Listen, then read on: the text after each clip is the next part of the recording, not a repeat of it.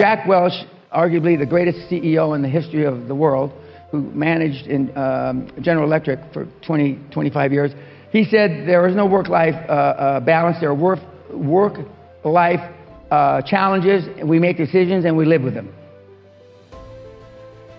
Do you think Elon Musk has work-life balance? No. Do you think Steve Jobs, when he was alive, had work-life balance?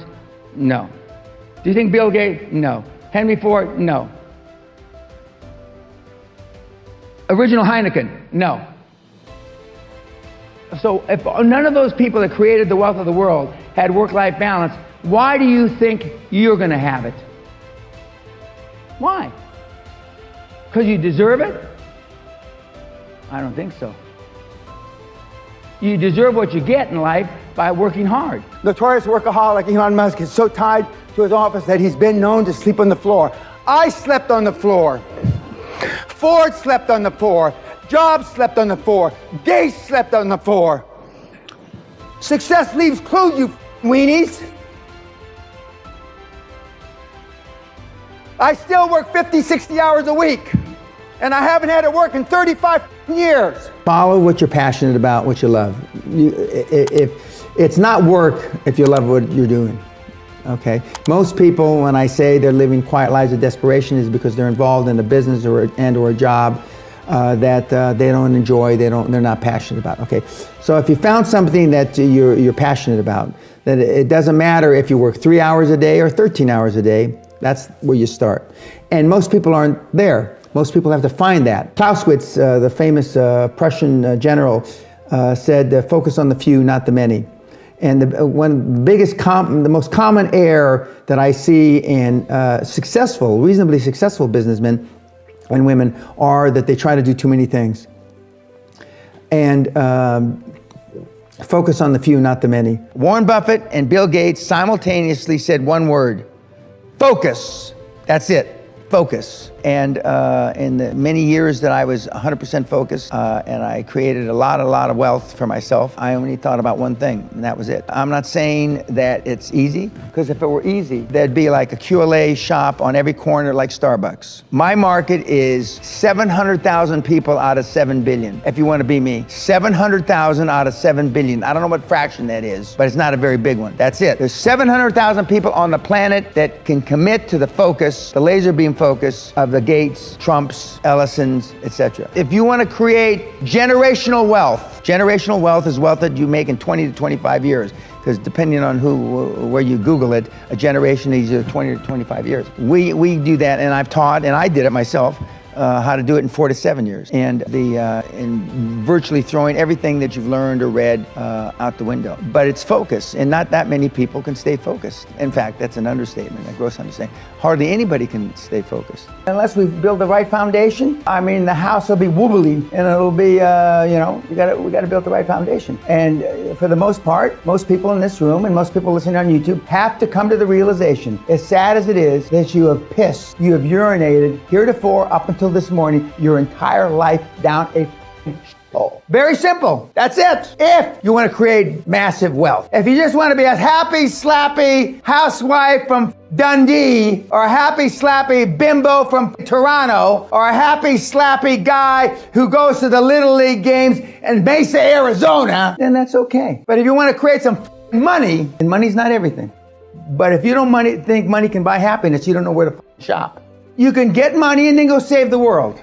You can get money and save the forests in Brazil. You make money and go save global warming, which I don't believe in. You can, and save the kids in Biafra and all that shit. But without money, you can't save a thing. Don't you understand? Don't the idiots on YouTube understand that? We all know how to lose weight. We all know how to get physically fit. We all know how to build our businesses. I can go to the Yellow Pages today and pick out any business that's in this room, and I can find somebody that's beating your brains out. I don't care what you do. And as some of you have heard me say, but I'm going to say it again because it's important. For this example, again, we all have 100 IQ. For some of you, I'm giving you some. For some, I'm taking away some. We all know nobody can have 10 times our IQ. Well, then why the hell do people make 10 times more than we do, 1,000 times more than we do? Why? Because they think and dream bigger than we do. High performance people have high expectations, not average expectations. Prayer is great. Contemplation is great. But if you don't take action, action, action, all the rest is wasted. And what the kids today have trouble with, they connote reading a book to taking action. And I'm not saying you shouldn't read, because I've read the classics, I've read Shakespeare and all that stuff. But it's not taking action. Taking action is pulling the trigger, going out and making something happen. And even if you fail. Most of you have not attained material wealth because you've stayed in your comfort zone. Every family has an aunt, an uncle, a grandfather that went out and lost a family fortune, right? Uncle Harry, crazy Harry, he lost 20,000, 50,000, a million, whatever the number is. Well, that resonates in you, in your brain, your little pea brain. And then you hear another one. Your roommate in college, he's got an Uncle Harry. So pretty soon,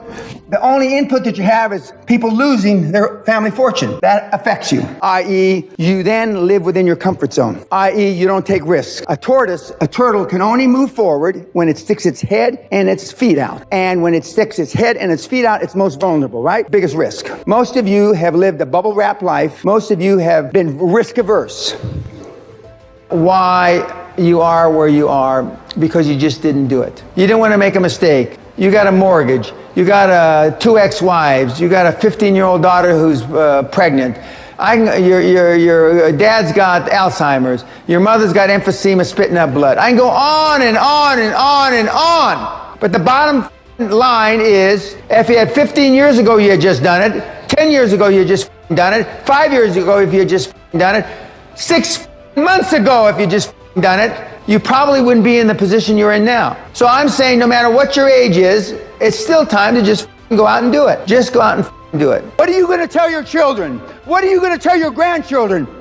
20 years from now, Daddy, Grandpa, what were you doing during the greatest transformation of wealth in the history of the planet? Other than having your thumb up your ass. What are you going to tell them? Oh, I was thinking about it. I was spreadsheeting it. I am a world-class eulogy giver. And every single person I've buried, I normally go to see them, but normally they ask me before they die. I go and I say, well, what do you want me to say? And they always say, oh, I'm sorry for it. I didn't take this risk. I didn't do this. I didn't do that. Not that I missed my son's wedding. Not that I missed my third grandchild's birth. All that sloppy, soppy shit. It's the risk they didn't take. If you are not experiencing anxiety, if your problems are not replaced as soon as you solve one with a bigger one that's geometrically bigger, then you're not growing. I hate to hear people tell me my business is running smoothly, everything's great. Well, then he might as well, or she might as well blow their brains out, because they sure as hell aren't growing. What my deal is all about is growing geometrically, quantumly. And just remember that and keep an open mind, because I have been there and done that. There's no question about that. Another thing, and I said this yesterday, just because you haven't done it, just because you've never been around somebody that hasn't done it, and just because you've never heard of it, doesn't mean it doesn't exist. Because absence of evidence is not evidence of their absence. I'm going to say some things that are real foreign to you. Some things that you've been taught by your parents, your grandparents in school, and basically all that is crap. Now, I'm not talking about moral issues and things like that, or religion. I don't get into that. So just keep an open mind. The high performance people that I will continue to allude to all day long live in a different world than you. They came from the same world as you did,